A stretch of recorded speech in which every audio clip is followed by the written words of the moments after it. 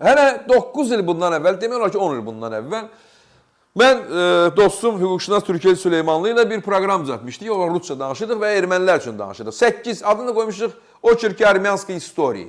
Oçerki Armyanской истории. Və o verilişə ancaq rusca idi o veriliş. Rusca danışırdım mən orada. Türkiyə də rusca danışırdı. Bu verilişə nə üçünsə ancaq ermənilər və gürcülər baxırdılar. Azərbaycanlıların orada komitlərini mən görmürdüm. Bəlkə rusca da ona görə, bəlkə ermənlərə, bəlkə o vaxt siyasətdən uzaq idik, başa düşürsünüz. O dövrdə hansısa bir 10 il bundan əvvəldir söhbət.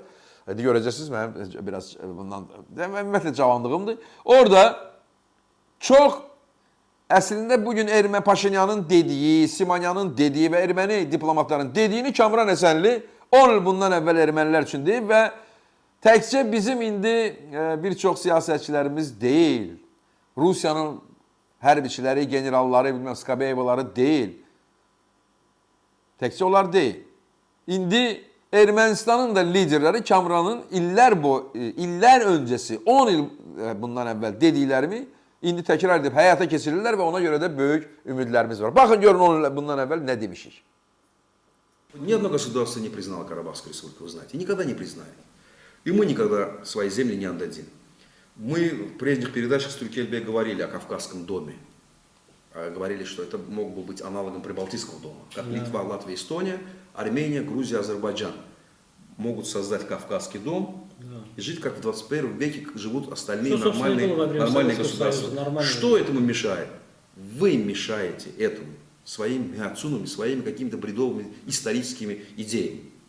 Вы здесь начали воевать, и сегодня Кавказ действительно, он такой обобщенный, он разделенный, серьезно разделенный. Потому что история повторяется, еще раз мы вам говорим.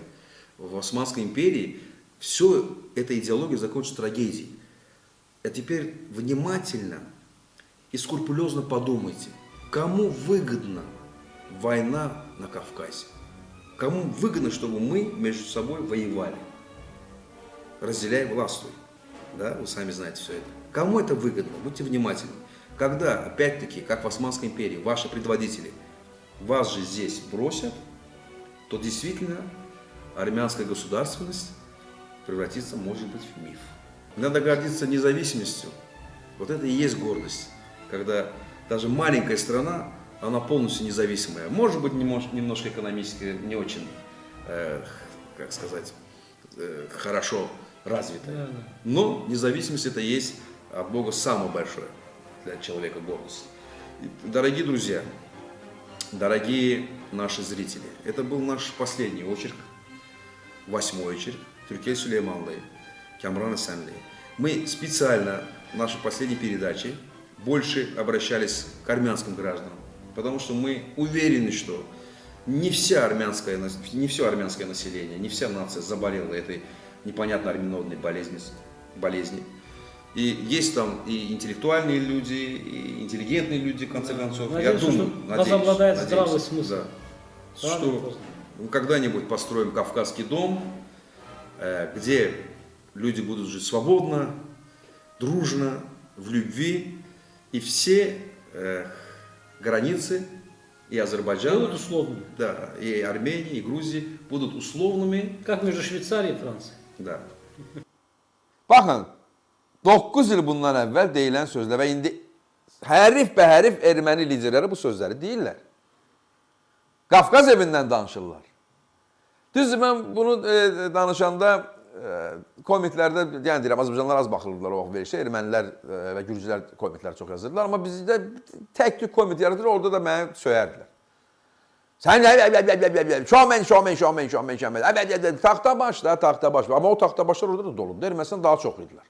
Başa düşürsünüz? Və mən onlara işləyirdim ki, və deyirdim, ermənilərdə də düşünən insanlar var. Onlar bizə eşidəcəklər.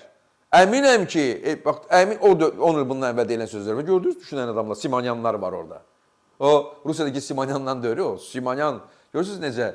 Elə Paşinyanın özü ətrafındakı Xarici İşlər Naziri filanları, Ararat desən, Mirzayan bilməm nədir.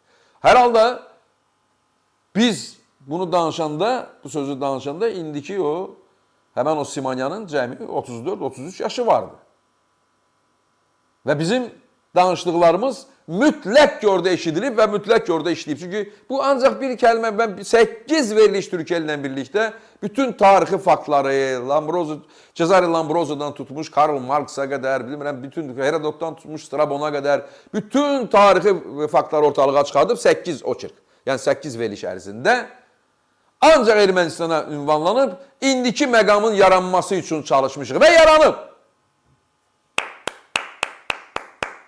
Türkiyə Süleymanlı və Kamran Əzərli, biz çox şadıq və olduqca böyük uğurumuz var. Çünki Ermənistanda sözbə söz, bax, 10 il bundan əvvəl dediklərimizi indi təkrar edirlər.